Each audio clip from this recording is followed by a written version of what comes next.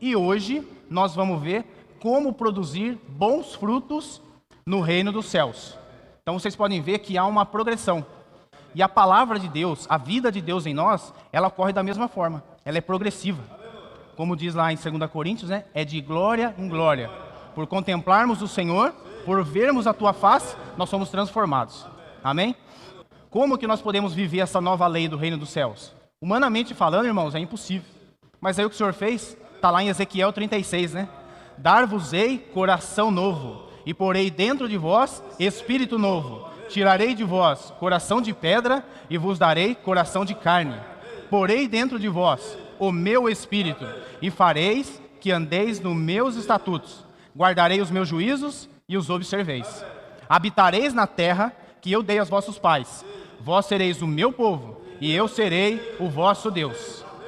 Essa é a maneira que Deus deixou para que a gente possa realmente viver essa nova lei. Fora disso, irmãos, é impossível. Na semana 2, é de como viver no reino dos céus, ali nós vimos que houve a necessidade de uma mudança de esfera. Não apenas 180 graus. Eu estava indo para a esquerda, agora eu vou para a direita. Mas essa mudança é para cima, é celestial. Nós precisamos sair do plano terreno para viver na esfera celestial. E como isso acontece? Invocar o nome do Senhor, se humilhar, se arrepender. Sem esses itens, irmãos, é impossível nós desfrutarmos o reino dos céus hoje, nessa esfera. E outro item fundamental é na comunhão com o Pai e o Filho, a plenitude de alegria.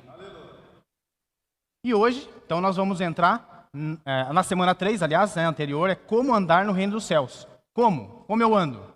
A igreja, irmãos, aonde o Senhor nos colocou, que a igreja, ela é o reino dos céus, ela é a realidade do reino dos céus. E o nosso proceder nesse mundo, como luz e sal, deve expressar isso. Outra forma de andar no reino dos céus é não andar por nós mesmos, mas pelo Espírito. Fazer a vontade do Pai aqui na terra, expressando as virtudes de Jesus. Essa é a forma, irmãos, que nós vamos andar no reino dos céus. Tá? E hoje, tudo que vai ser falado aqui, com certeza nós vamos identificar vários pontos das semanas anteriores. Porque é um compilado, é um conjunto. Então a palavra de hoje é como produzir bons frutos no reino dos céus. Só que aqui eu preciso trazer um ponto importante. Não dá para eu começar a entrar e falar em frutos. Para eu falar de frutos, eu preciso falar essencialmente de duas coisas. Eu preciso falar de árvore e eu preciso falar de maturidade. Sem isso, não tem fruto. Vamos ler um trecho da palavra de Deus que está lá em Mateus, capítulo 7. Nós estamos agora entrando no capítulo 7, tá? Nós abordamos o capítulo 7 de Mateus. Se você tem a sua Bíblia física ou no celular, por favor, pode usá-la. E também, se quiser desfrutar do serviço de projeção aí, fique à vontade. Capítulo 7 de Mateus, verso 13 e 14. São só 2 versículos, então eu gostaria de ler junto com os irmãos. A versão está lá, é Almeida, revista e atualizada. Versículo 13. Entrai pela porta estreita, larga é a porta e espaçoso o caminho que conduz para a perdição. E são muitos os que entram por ela. Porque estreita é a porta e apertado o caminho que conduz para a vida. E são poucos que acertam por ela. Senhor Jesus. Então, para começar, nós vamos falar sobre árvore. O que nós temos para falar sobre árvore? Eu quero que, enquanto eu estiver falando aqui, você vai projetando as imagens aí na sua cabeça, tá? Quando eu estiver falando de árvores, na verdade eu estou falando de pessoas. Eu estou falando de nós. Estou falando de cada um de nós aqui. É uma referência humana. Então, sempre que estiver falando aqui, vamos construindo essas imagens na nossa cabeça. No meio cristão, nós temos vários adjetivos para os irmãos, né? Inclusive o irmão Wagner chegou aí e falou, ô varão, ô abençoado, tem várias palavras aqui que eu preciso aprender, eu estou me identificando ainda com vocês.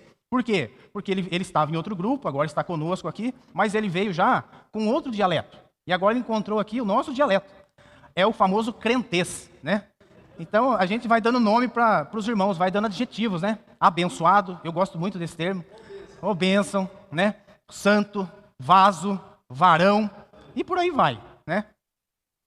Mas eu acho que hoje aqui eu vou introduzir um termo novo para o nosso dicionário, ou novo, não sei se é necessariamente novo, mas que a gente possa usar com liberdade, tá? Que você pode chamar o irmão ou a irmã do seu lado de árvore. Com árvore, tudo bem? Amém, Senhor Jesus.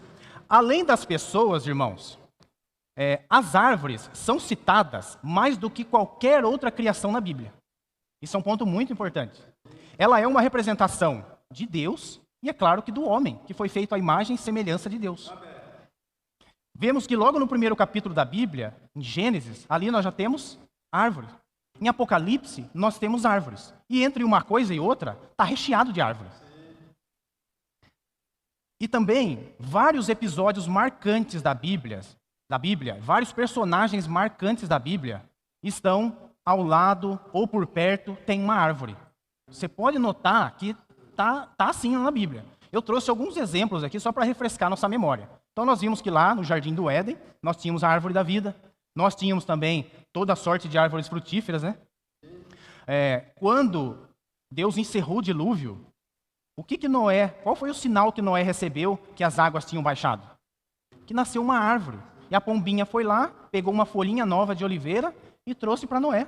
Noé entendeu que as águas baixaram. Então aqui nós temos referência a uma árvore também. O tabernáculo, a arca da aliança, eles eram feitos da madeira de uma árvore, da acácia. O Salmo de número 1, que nós vamos ler depois, ele nos compara como árvores que no seu devido tempo dá o seu fruto. Jeremias 17 diz que somos como árvores plantados junto às águas. Aquele encontro maravilhoso que está no capítulo 1 de João, entre Jesus e Natanael, Jesus já tinha visto Natanael. Natanael ficou surpreso. Mas aonde Jesus disse que viu Natanael? Embaixo de uma árvore, embaixo da figueira. Então aqui nós temos outra menção interessante de uma árvore. E Jesus, no capítulo 15 de João, é apresentado como a videira verdadeira e o pai, o agricultor. Está vendo que cenário maravilhoso? Como que Deus é perfeito e ele casa todas as coisas? Quais são os benefícios de uma árvore? Agora que a gente já está conseguindo vislumbrar uma árvore, quais são os benefícios de uma árvore? Lembrando que eu estou falando de você, tá? Estou falando de mim. Quais são os benefícios de uma árvore? Ela fornece abrigo. Ela fornece conforto, a sombra, né? Ela fornece beleza. Ela fornece segurança. Ela fornece alimento. Ela fornece remédio. Ela fornece recursos. Você está conseguindo se identificar com essa árvore ou está faltando algumas coisas? Senhor Jesus, eu quero ser essa árvore, irmão. Quero ser essa árvore. Fornece abrigo, conforto, beleza, segurança, alimento, remédio, recursos. Quais as características de uma árvore? A Célia aqui, que gosta bastante de planta, a irmã Neide, já deve ter percebido isso. Toda árvore, por si só, naturalmente, ela busca a luz. Lá em casa, eu tenho um exemplo que eu marquei demais, eu gosto bastante de ipê, a gente tem alguns lá em casa. E nós temos um ali perto, já na entrada de casa, só que ele está ao lado de uma árvore maior do que ele. E essa árvore faz uma sombra nesse ipê. Então, ao invés dele crescer reto e para cima, o que ele fez? Ele teve que se abrir, virou 2 galhos, saiu das sombras, buscando a luz. Essa figura é sensacional. Nós vamos entrar nessa questão. Quem somos nós? Nós somos esses que estão buscando a luz. Para isso, irmãos, nós precisamos sair debaixo das sombras, das trevas e ir em direção à luz. Esse fenômeno na biologia, ele é chamado de fototropismo, que significa um giro em direção à luz. A gente percebe isso claramente nos girassóis, né? Eles estão acompanhando a luz. É um grande exemplo para nós. Coloca João 8,12, por gentileza. Se você é uma árvore e está buscando a luz, eu te pergunto, João 8,12, qual é a luz que você está buscando? De novo, lhes falava Jesus, dizendo, eu sou a luz do mundo. Quem me segue não andará nas trevas. Pelo contrário, terá a luz da vida. Senhor, nós somos essa árvore, irmão. Uma árvore, além de luz, ela precisa também de outro recurso fundamental. Água. Exatamente, água. E como que uma árvore faz para conseguir a água? Ela lança suas raízes, né, no solo, em busca de uma fonte permanente de água. Ela não fica esperando somente a chuva. Voltando para nós aqui de novo, será que eu só espero a reunião de domingo? Que é a chuva? Aqui é uma chuva de bênçãos, irmãos. Aqui é um ruminar. Mas será que eu vou viver só dessa chuva aqui de domingo? Olha, talvez eu não seja uma boa árvore se eu só esperar a chuva. Tem momentos de estiagem. Tem momentos de seca.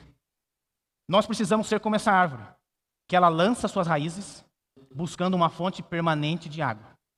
E nós sabemos aonde está essa fonte permanente de água. Ela está na palavra do Senhor.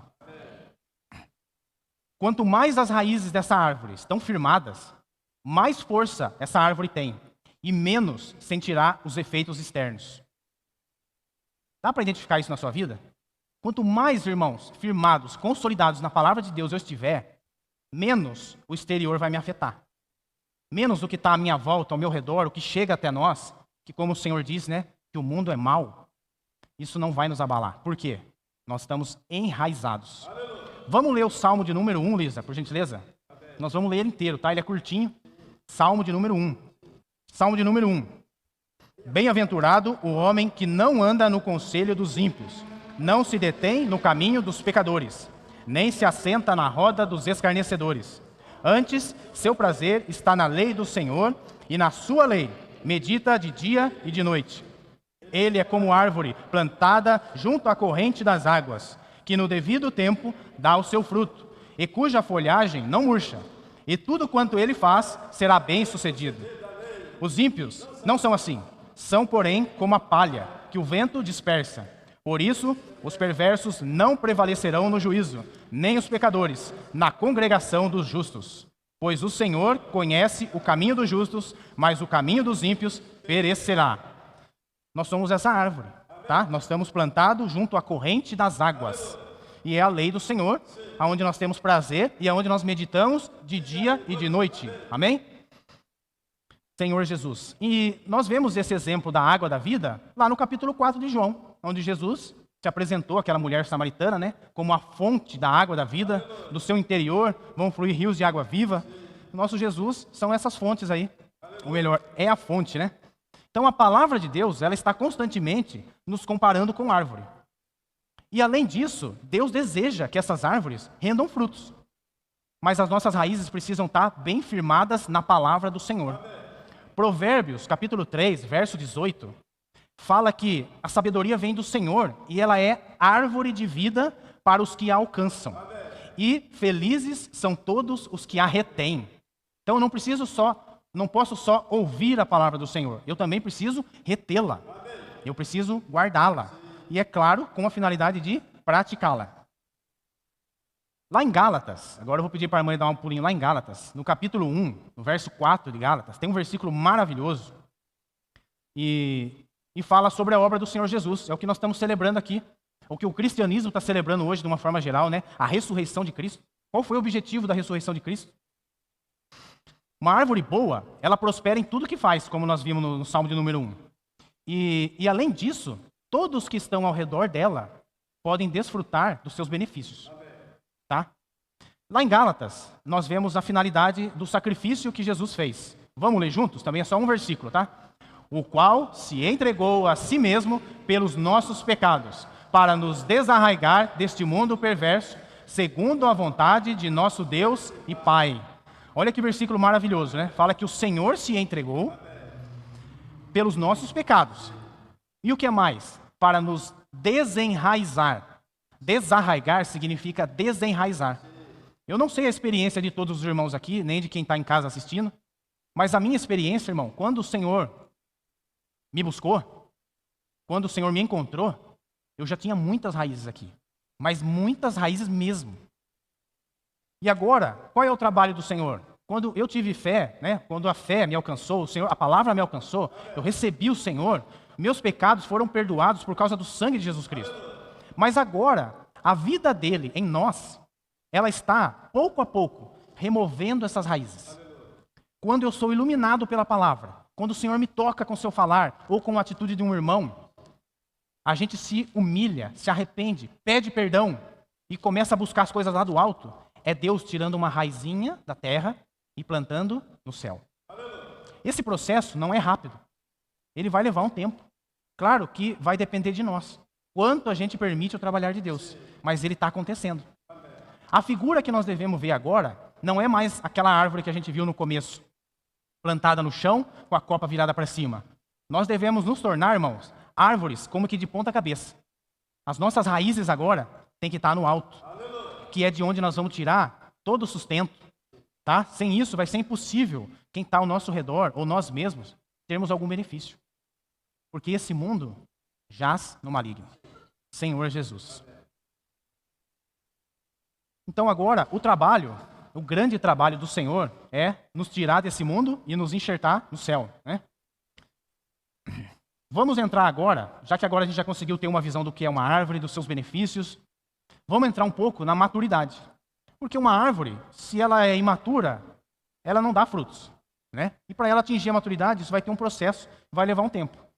Sinceramente, aqui falando para vocês, não pelo que eu vejo, tá? Mas pela minha própria experiência, de longe, disparado, o maior trabalho que o Senhor Jesus fez não foi esse de ter se entregue e derramado o seu sangue para limpar os meus pecados, mas é de que eu chegue à maturidade. Quando nós cremos no Senhor Jesus, nós nascemos. Mas como todo pai, Deus não deseja que a gente permaneça criança. Ele quer que a gente cresça e amadureça.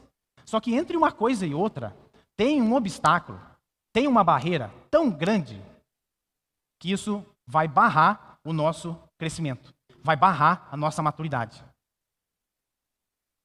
Nós conhecemos esse obstáculo, esse muro, essa barreira, como a vida da alma.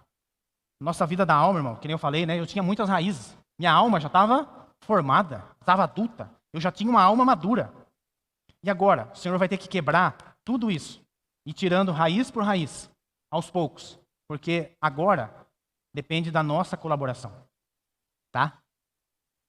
A salvação, a regeneração do nosso espírito, a vida eterna, ao crer no Senhor Jesus, como nós vemos em Marcos 16, João 12, Romanos, ao crer no Senhor Jesus, isso já está resolvido. Nós não temos participação na obra redentora, salvífica de Cristo. Ele fez tudo. Nós não temos participação nenhuma. O que cabe a nós? Crer, reconhecer esse preço que foi pago. Toda vez que eu vejo esse preço e eu consigo mensurar isso, eu falo, eu não sou capaz. Ninguém é capaz. Como a Bíblia diz, não há um justo. Nós somos justificados pelo sangue de Jesus. Isso não vem de nós, é do Pai. Ele que entregou seu único filho. Naquele dia, pode ser que só tenha uma pergunta. O que você fez com o presente que eu te dei? Senhor Jesus.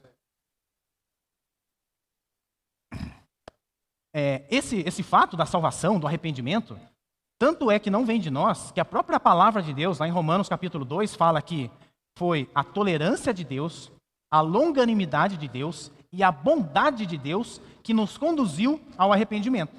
Você vê que tudo provém dele? Romanos 11 fala isso, né? Porque dele, por meio dele e para ele são todas as coisas. Tudo é dele, não tem nada nosso. Então, a eternidade ela está garantida. A vida eterna, ela está em nós. Ela é um presente de Deus ao homem, por meio do único Filho de Deus, Jesus Cristo. E um presente, ele não é merecido. Né? Um pai dá um presente para o filho porque ele mereceu? Muitas vezes dá, né? Se ele está esperando, filho, se você não passar de ano, não vai ganhar presente. Mas via de regra não é isso. Ele ama o filho, ele pensa no filho, ele lembrou do filho, ele chegou em casa com um presente. O filho fez alguma coisa? Não. O pai ama o filho. Tá? Então o pai, ele está nos olhando. Ele está com os olhos fitos em nós. E ele já deu o presente. Só que agora, como eu falei no começo, Deus quer ver seus filhos crescerem. E esse trajeto, ele é muito longo por causa dessa outra vida que existe em nós, que é a nossa vida da alma. Quando o Senhor Jesus proclamou aquelas palavras lá em Mateus 16, se a irmã quiser projetar aí, do 24 ao 26, ele estava falando exatamente disso. Olha lá. Então disse Jesus a seus discípulos, se alguém quer vir após mim, a si mesmo se negue, tome a sua cruz e siga-me. Porquanto quem quiser salvar a sua vida, perdê-la-á. E quem perder a vida por minha causa, achá-la-á. Pois que aproveitará o homem se ganhar o mundo inteiro e perder a sua alma? Ou o que dará o homem em troca da sua alma? Essa palavra que a gente viu no início, aqui já está falando alma. Você vê que tem uma conexão. No versículo 24 e 25, Jesus fala, quem perder a sua vida por minha causa, vai achá-la. Tá? Então, essa palavra vida ali no grego, nós sabemos que é alma, é o psicológico, é o eu, é o nosso ego.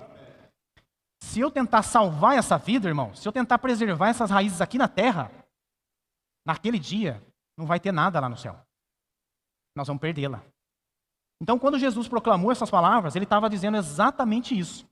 Por exemplo, eu vou dar um exemplo aqui que enquanto eu pensava nessa vida da alma, em como ela é, em como ela funciona, eu pensei em mim e agora... Eu sempre tive moto, tenho moto e gosto de moto. Mas o que acontece quando eu estou na moto? Eu me sinto livre. Eu fico à vontade, eu sou rápido, eu desvio, corto ali, pá. E confesso para os irmãos que transgrido até algumas leis de trânsito aí. Senhor Jesus. Nós precisamos conversar. Porque como que nós podemos falar que nós queremos viver o reino dos céus se eu não consigo nem viver, nem seguir as leis humanas? Você está vendo como é a nossa alma? Nossa alma sou eu, nessa moto aí, tá? A gente monta na moto e tchau. Só que agora, tenta imaginar outro veículo de transporte. Um carro de família, uma van ou um ônibus.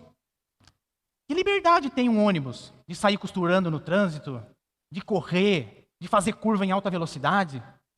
Não tem nenhuma liberdade de fazer isso. Então Jesus, lá em Mateus 16, ele falou, vocês querem vir após mim? Venham. Só que agora é o seguinte, vocês estão embarcando num busão aqui, tá? Vocês estão entrando num corpo, numa família. Não dá para sair que nem um louco. Não dá para parar onde você quer. Não dá para escolher quem entra. Não dá para escolher quem sai. Conforto? Vai ter que abrir mão. Não tem. Você quer conforto, você quer liberdade? Dentro do ônibus não tem isso aí não. Tá? Porque Deus tá enchendo esse ônibus. E eu pergunto uma coisa.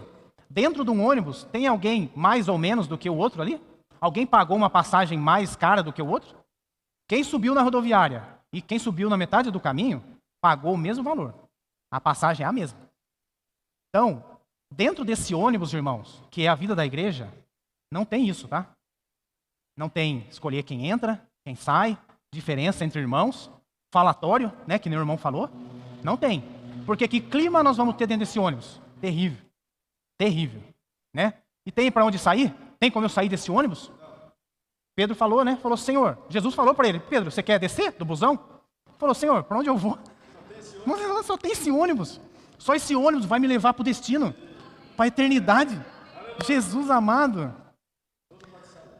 E outra coisa importante desse ônibus, irmãos, é que agora... não sou mais eu que estou no comando, tá? Tem um piloto.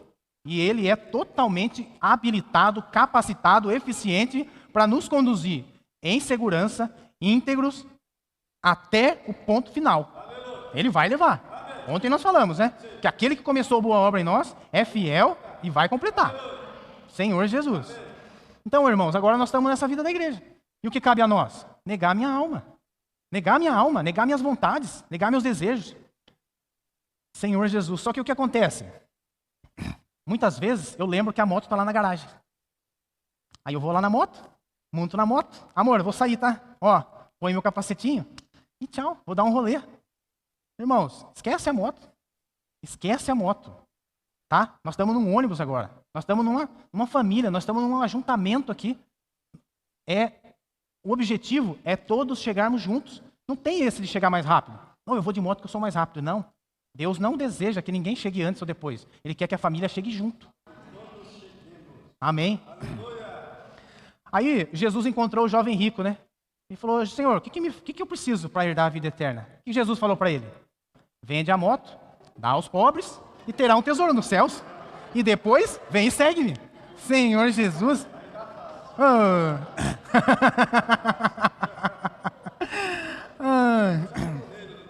Amém. Só que eu vou falar uma coisa para vocês. Nós fugimos, né? Nós fugimos, às vezes, desse aperto. Falar, eu vou de ônibus? Tá calor. Poxa, tem ar-condicionado no ônibus, tá lotado.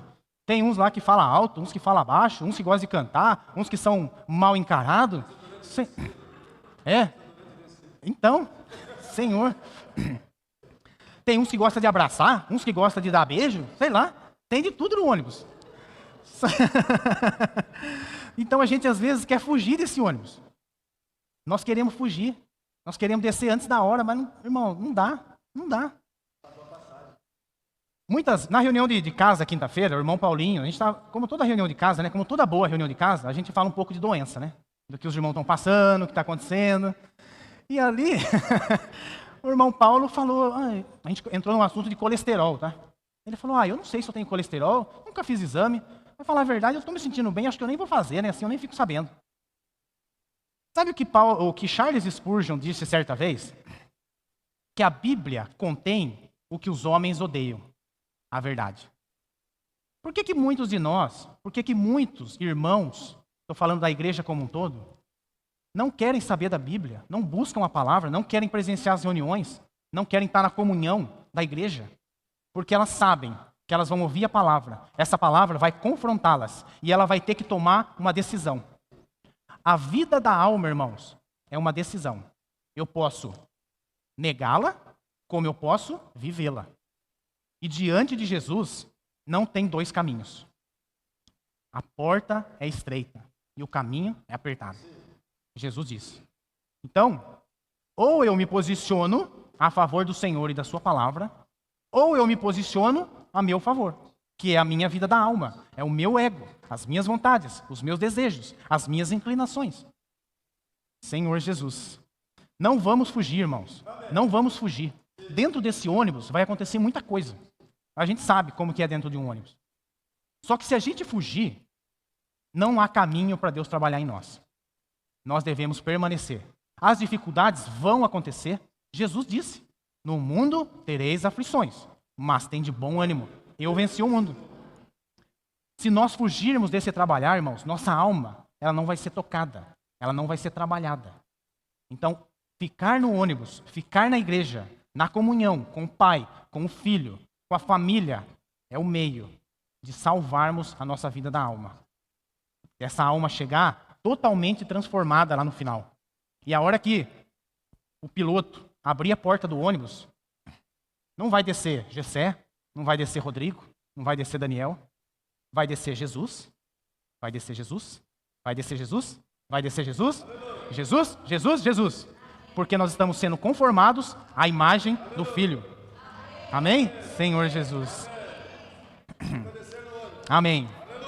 Só que para eu permanecer nesse ônibus, eu preciso de um item fundamental. Humildade. Quando Jesus começou a passar o roteiro do ônibus ali em Mateus 5, e as normas que deveriam ser vividas e seguidas ali dentro, a primeira bem-aventurança que Jesus disse, Mateus 5:3. Bem-aventurados os humildes de espírito, porque dele é o reino dos céus. Está lá, deles, né? Todos que são humildes de espírito, deles é o reino dos céus. Eu preciso de humildade, irmão. Como que eu vou negar a mim mesmo se eu não sou humilde? Se eu sou soberbo, se eu sou arrogante, se eu me sinto melhor ou maior do que alguém? Se eu acho que o preço que Jesus pagou lá, por mim, foi maior do que pelo outro? Será que a gente costuma falar assim muito, né? De repente chega entre nós aqui, uma prostituta, um viciado, sei lá, um bandido. Aí a gente costuma falar assim, olha a obra que Deus fez na vida dessa pessoa. Como se na minha fosse menos. Como se na dele fosse maior. Irmão, não tem isso. Diante de Deus, todos, o preço foi o mesmo. Todos estávamos mortos em delitos e pecados. Mas agora, Jesus nos deu vida. Senhor Jesus. Então, Mateus 5, 6 e 7, Jesus estabeleceu ali os princípios básicos do reino dos céus. E queriam nortear a igreja de como ela deveria viver aqui na terra. E a humildade é uma característica que marca esse povo. Você está procurando um influenciador? Você está seguindo alguém? Segue alguém que tem essa característica aqui, ó. Segue alguém humilde de espírito. Essa é uma característica de quem vive o reino dos céus. Isaías 66, verso 2, fala de uma coisa muito linda ali. Para onde o nosso Pai está colocando, está voltando os seus olhos? Quem o Pai está vendo? Olha só, porque a minha mão fez todas essas coisas, e todas vieram a existir, diz o Senhor. Mas o homem para quem olharei, o homem e a mulher, tá? Bem entendido. Mas o homem para quem olharei é este, o aflito e abatido de espírito, e que treme na minha palavra. Senhor Jesus. Na versão King James, ele traz uma outra tradução aí, que era bem interessante. Ele fala, onde eu colocarei, né, os meus olhos? É este: ao humilde e arrependido de espírito, que dedica seu amor reverente à palavra. Na versão King James ele fala assim, é uma boa tradução, e ele diz que aquele que é humilde, arrependido de espírito e que dedica o seu amor reverente à palavra. Como que eu vou ter reverência à palavra de Deus se eu não sou humilde? Ela vai me confrontar. Se eu não tiver humildade de me curvar diante ao falar do Senhor, diante da sua palavra, Deus não vai achar caminho. O arrependimento, a humildade, né, nos conduz ao arrependimento, ela é necessária para nós permanecermos no reino dos céus. Outra característica fundamental para a gente alcançar a maturidade é o discernimento entre o santo e o profano. Antes de recebermos o Espírito Santo, nós não tínhamos condição alguma de julgar coisa nenhuma, tá? Antes de recebermos a vida eterna, a vida divina, a vida de Deus, de nos tornarmos filhos de Deus, a gente não discernia nada. Por isso que a gente tinha tantas raízes plantadas aqui na terra. Mas agora, quando nós recebemos o Espírito, o próprio Deus para dentro de nós recebemos um espírito de sabedoria, capaz de nos guiar no pleno conhecimento de Deus e da sua vontade. Nós temos isso em nós. Nós não fomos aqui chamados para julgar ninguém, como a gente estava falando antes. Mas uma coisa nós precisamos fazer, irmãos. Essa diferenciação entre o santo e o profano, ela tem que ocorrer diariamente na nossa vida. Ela tem que ocorrer constantemente na minha mente. Nós não somos chamados para julgar, nós não somos juízes, pessoas, mas nós devemos julgar situações, palavras, ensinos e toda sorte de coisas, com o fim de nos abstermos do mal e reter o que é bom. 1 Tessalonicenses 5, 21 e 22 fala isso.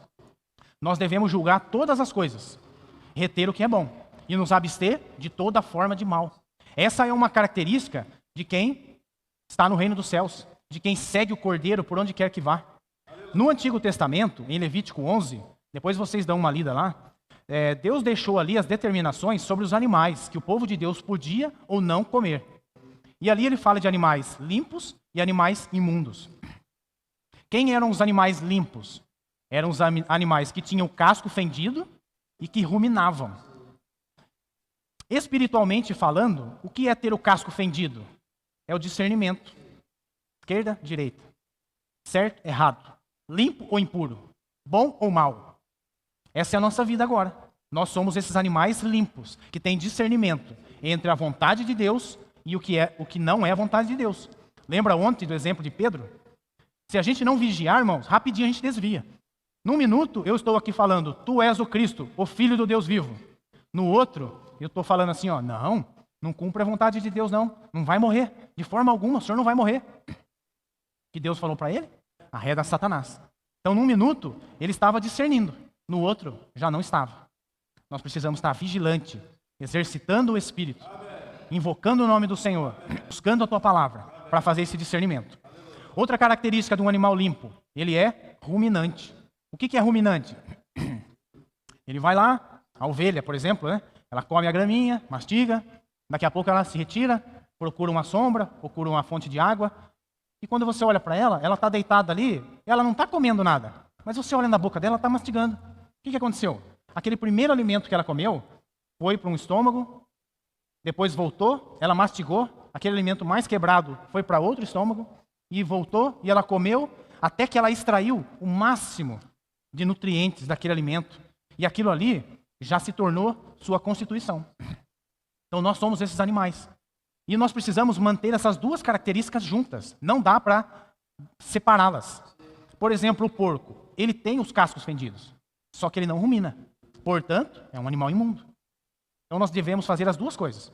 Discernir e também ruminar. Ruminar a Bíblia, a palavra do Senhor, as mensagens. Hoje nós temos os recursos, temos as câmeras, projeção no YouTube, Instagram, tem de tudo, irmãos. Facebook, está tudo aí, a nosso dispor. Para quê?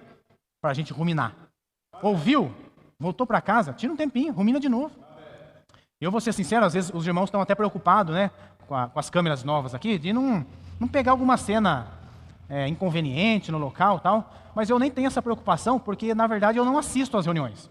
Eu só ouço. Eu estou ali trabalhando, mas o celular, ou ele está aqui do meu lado, na bancada, ou às vezes eu faço até um negócio chique lá em casa, né, amor? Eu amarrei uma cordinha no celular assim, eu penduro ele no pescoço e ele fica aqui. Então, tá rolando o YouTube, eu estou ouvindo a palavra, estou trabalhando e eu estou ali, ó, ouvindo a palavra. O dia inteiro. Eu sei que muitos não têm condição de fazer isso, mas graças ao Senhor, muitas das oportunidades eu tenho. Você pode estar no carro dirigindo, você põe o som lá no seu carro, você põe um sonzinho na sua casa, vai ouvindo. Isso é um ruminar. Você pode achar que até não está entendendo tudo, mas na hora certa, com o espírito exercitado, Deus vai falar: tu és o Cristo, o Filho do Deus vivo. Vai sair, porque ela está dentro de você. Então essa é uma característica também dos filhos de Deus. Eu vou contar uma historinha rápida aqui, de uma experiência passada que eu tive. Então, eu falei para vocês de algumas raízes, né? Aliás, muitas que eu tinha aqui no mundo. E uma delas é que isso aí não tem muito benefício na edificação da igreja, mas aí no mundão até que era interessante. Eu danço muito bem, irmãos. Tá? Eu danço muito bem. Minha esposa sabe disso. E o que acontecia? Eu não podia ouvir uma música, um showzinho. Não, tô firme aqui, irmãos, ó. A alma está guardada aqui, hein? Senhor Jesus. Eu não podia ver um showzinho, um evento, alguma coisa, que, ó, a carcassinha estava lá, dançando. E uma época, eu estava ficando com uma menina de um grupo cristão, nem vou falar o número aqui porque é irmão, tá? É família de Deus, é corpo de Cristo. E nesse grupo, eles tinham o costume de colocar coreografia. Então tá tendo louvor lá em cima, tem pessoas dançando lá, fazendo um balé, fazendo um passinho, um monte de coisa. E a hora que eu vi aquilo, meus olhos encheram, né? Eu ali assistindo o show e dançando. E a menina que estava comigo, ela falou: que legal, você dança. Eu vou chamar você para fazer parte da equipe aqui do louvor, para você vir dançar aqui no palco. Senhor Jesus. Irmãos, eu não era crente, mas eu tinha já um crescimento. Eu fui criado numa família cristã. Minha mãe era católica, praticante mesmo, fervorosa, amava o Senhor.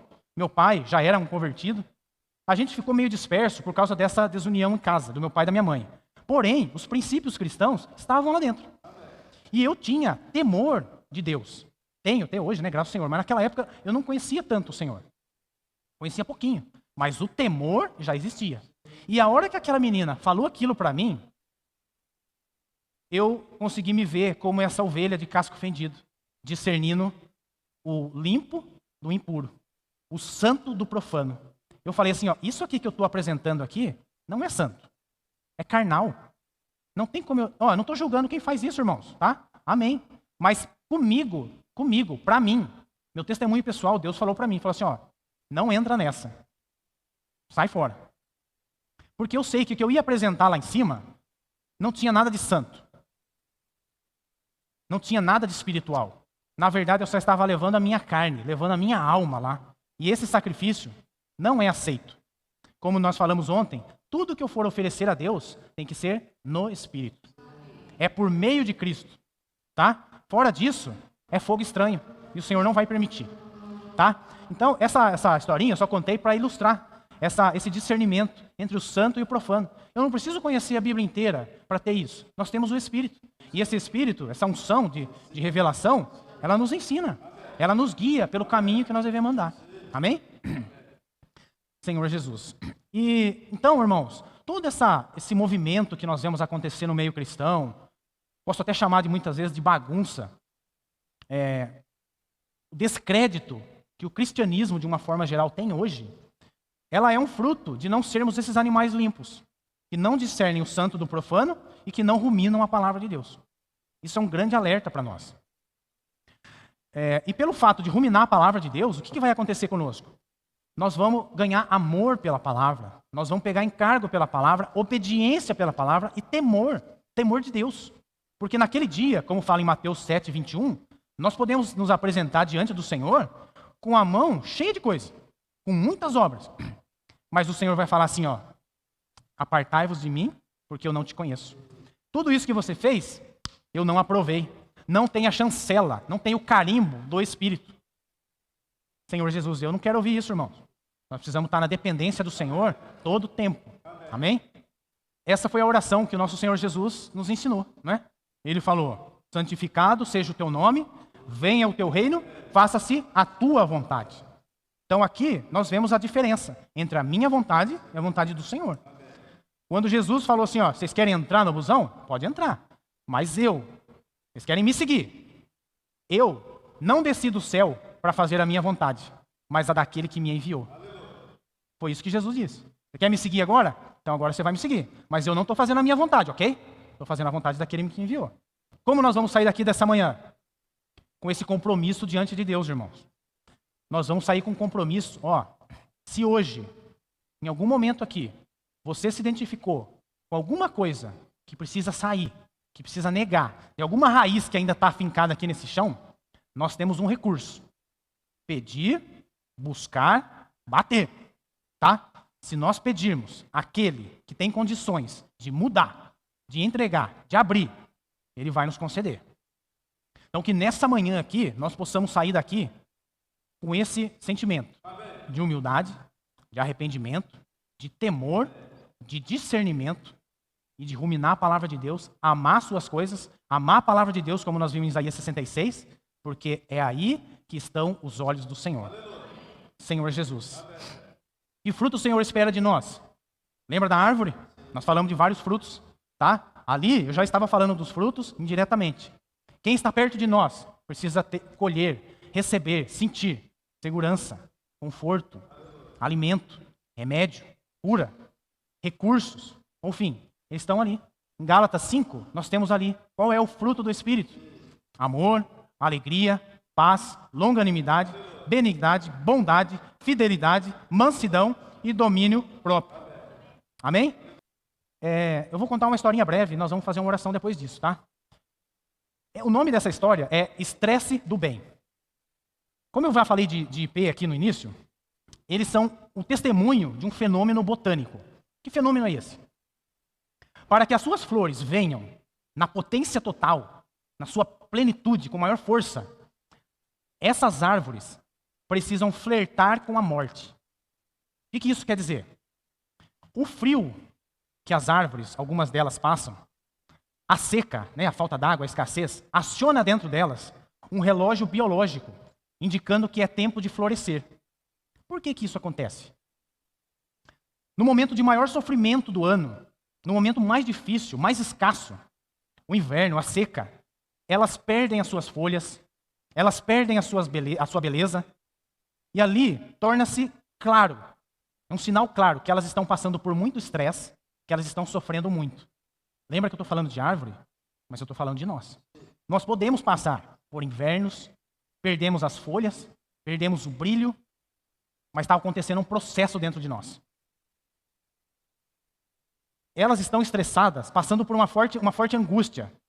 E muitas vezes nós podemos achar que essas árvores estão até mortas. Mas na verdade, essa planta, ela está acumulando todas as suas energias para vir com força total. Se de alguma maneira essa planta for poupada desse processo, as suas flores e os seus frutos serão minguados. Irmãos, às vezes, Deus vai permitir que a gente passe por algum estresse, por alguma angústia. E nós temos que entender que isso também faz parte do plano de Deus. E que muitas vezes Ele não vai tirar, Ele não vai amenizar o nosso sofrimento, porque Ele está visando algo maior. Essa experiência de quase morte que o IP tem, do seu flagelo, frente à severidade, frente às adversidades, do clima, trazem a beleza do IP. Ela entende que esse estresse, olha o que se passa no relógio biológico da planta. Ela entende que esse estresse é um sinal de que o seu fim pode estar próximo. E ela usa como resposta todas as suas forças para se tornar mais bela e gerar muitas sementes para a geração futura. Senhor Jesus. Irmãos, se nós temos esse sentimento de que a vida é breve, de que a volta do noivo está iminente, nós podemos até estar nos sentindo secos, sem folhas, com aparência de morto, mas na verdade, irmãos, isso é um sinal claro que é hora da gente florescer e frutificar. Amém? Para deixar descendência. Uma descendência que vai herdar o reino dos céus. Senhor Jesus.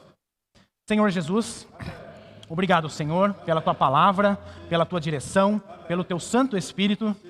Senhor, nos ajuda, Senhor, a entendermos o processo que o Senhor nos colocou, que isso, Senhor, é para amadurecimento, é para que possamos dar mais frutos, Senhor, é para que sejamos floridos, Senhor, expressando a beleza que o Senhor tem em nós.